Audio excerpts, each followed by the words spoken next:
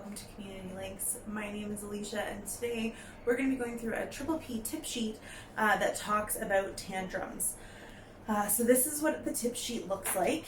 It's a single piece of paper, double-sided. You can find a copy of for yourself in the link in the description below. So if you're not familiar with triple P, what that stands for is the Positive Parenting Program. It's an evidence-based parenting program that is based out of Australia, but is now worldwide. And it's a very popular program.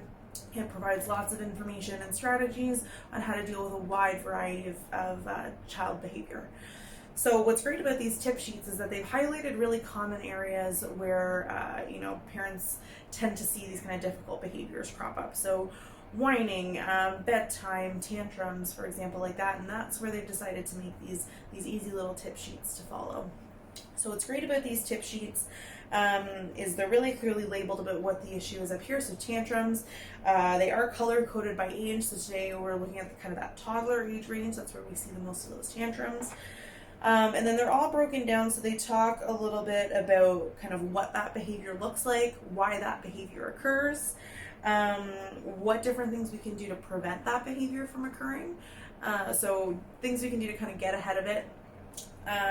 And then how to manage that behavior when it does occur, because despite our best efforts, some things are always gonna not go our way, or there's gonna be something that leads to our kid having some of those difficult behaviors. So they've got some tips for that as well.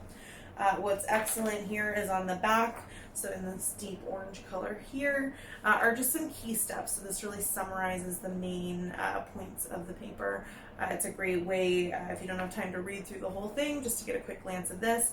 I know lots of parents have cut that section out and just leave it in their wallet as a great kind of go-to quick reference, so they have it wherever they are. So we're just going to go through this briefly today. So we're going to talk about what tantrums are first. So I'm sure I don't have to tell any of the parents watching kind of what a tantrum looks like, but I will just give a brief explanation. So tantrums can last anywhere from 20 seconds to 40 minutes to longer, depending on the kid. So they often involve crying, screaming. Sometimes it can involve stomping your feet, rolling around on the floor. Sometimes it can be becoming physically aggressive, so that's going to differ depending on the child based on what those tantrums look like. So what kind of things cause tantrums? Why do children have tantrums? So some of the things we talk about here are when kiddos are told no. That's a really common one, especially in that toddler age. Hearing the word no can be a really big trigger for a tantrum. When things don't go their way, when they're doing a task and it might be a little bit too difficult for them and they feel frustrated, that can lead to a tantrum. If they are overtired or too hungry, that can lead to a tantrum as well. Sometimes there's just no obvious reason. When we look at kind of this toddler age, kiddos don't have that full control over their emotions. They don't always have the vocabulary or the ability to express how they're feeling, and because of that, the best way they know how to express themselves is through a tantrum. Other reasons that sometimes kids have tantrums is because they work. Sometimes if a kid is told no, and if they have a big enough tantrum, that can be uncomfortable if you're in public, if other people are around, or maybe you just had a rough day and you just can't take that screaming anymore. So it's easy to kind of give in sometimes when those tantrums happen, and kids can learn from that and say, okay, last time I got really upset, I got what I wanted, so I'm going to try it again this time. So that's another reason why we see some of those tantrum behaviors kind of pop up.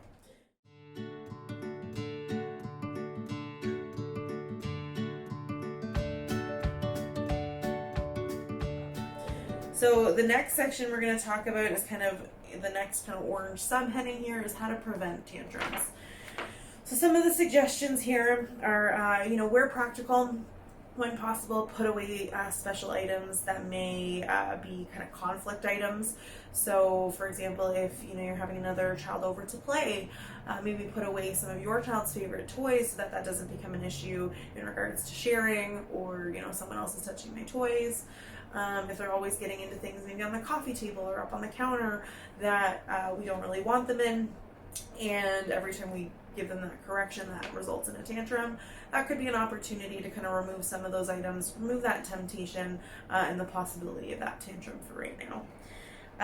Other things that we can do, we can set some rules around things that they can and cannot do around the house. Try to maintain those usual meal times and sleep times. I know that can be challenging sometimes, but we give it our best shot. Other things that we can do are give them updates throughout the day about kind of what the plan is for the day, what we're going to be doing next. You can give them warnings, before we move on to a different activity. That just gives them a little bit of time to process that and adjust, instead of being told right away that they need to go do something else. A lot of times that can result in a tantrum. We want to keep them busy with activities, and when they are behaving well, so say they do, use their words to tell you how they're feeling, or they are able to, express themselves calmly or calm down quick, then that's an opportunity to use kind of specific praise and really let them know, hey, it makes me really happy when you use your words and tell me how you feel, or it makes me happy when you stay calm and we're able to do something else together. So those are great opportunities for praise, and it lets them know the behavior that we want to see. Something else is, deciding to stick to your decisions. So we mentioned that a little bit before, that if we say no, that can lead to a tantrum. So sometimes we give in. We really do kind of want to stick to our guns when we set that rule or that expectation about whether or not they can have or do something, and we want to follow that through. I know that's easier said than done sometimes, but that consistency will pay off, and they'll understand that what mom or dad or my caretaker says, that's what goes.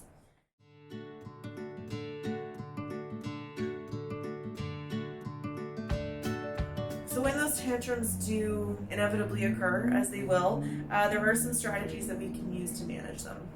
So the first strategy that the tip sheet talks about is planned ignoring. So planned ignoring is a great strategy for tantrums because they're minor behaviors. So if your child's having a tantrum and they're not hurting themselves or anybody else, they're kind of keeping to themselves, they might be screaming and crying, but they're safe, then that could be an opportunity for planned ignoring. What planned ignoring looks like is not engaging with them, not looking at them, not talking to them, not giving them that positive interaction or attention that they're trying to get from that behavior. You can let them know when you're able to talk in a calm voice, or when you're able to tell me what you want, or how you're feeling. Then we can move on to the next activity, and until they do that, we continue that ignoring. I know this can be a tough one too, but again, the kind of practice and consistency are key with this one. Another strategy is to tell them what to do instead of what not to do. So a lot of times it's really easy for us to say, stop doing this, stop screaming, stop stomping your feet. When we tell them what we want them to do instead, it gives them an alternative. They're typically stomping or screaming because in their head that's the only option that they have in the moment. So when we provide them with different tools, they might know better ways to behave, but in that moment when they're really upset, all they can feel is, I need to stop and scream. So when we give them those different alternatives, so I need you to use your nice words, or I need you to use inside voice, or I need you to have gentle feet on the floor, that gives them an option of what they can do instead. So on the back here, it says, back up your instruction with a timeout. Sometimes timeout can have a negative connotation. I would say back up your instruction kind of with a quiet time, or give them some time to reset, calm themselves down. You can sit with them during that time, because at this age they don't really know how to regulate and kind of get themselves back to that calm state by themselves. So having someone with them might be helpful, depending on what your child prefers. And we want to give them a chance to calm down, be able to speak and breathe and get back to themselves before we move on to the next activity. And that's really our next step here, is return your child to the activity. So we want to give them that chance to go back and try again. Whether that's playing or sharing or asking for something or doing something like that, we want them to try it again, using either their nice words or sharing or playing nicely. And if they are able to do that, we want to use that praise again and let them know what about their behavior that we like. If they're still struggling, we might need to revisit that planned ignoring, maybe have another quiet time, and really help them through that process a little bit more. So those are just some tips and tricks for managing tantrums. So there are a few different suggestions under the preventative strategies and under the how to manage those behaviors, those strategies. So there's a few under each. I wouldn't recommend trying them all. I would pick one, maybe two from the preventative section, one from the kind of managing them strategies to practice. Do understand that when we are trying something new as parents, it is very normal for bad behavior to get worse right away. Children like to test their boundaries to see what they can get away with, especially when they're exposed to something new. So that's where, again, that consistency piece comes into place. We want to, continue to use those strategies, be firm, trust yourself, and that behavior, you'll be able to see that decrease in a little bit of time. So that is our tip sheet on tantrums.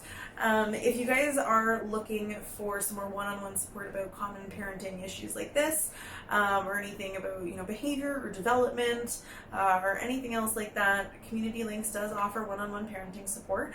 So you can find the link in our description to our website where you can get some more information about that. And also, if you like this video, please feel free to subscribe to our channel for more great videos. And thanks so much for watching. We will see you next time.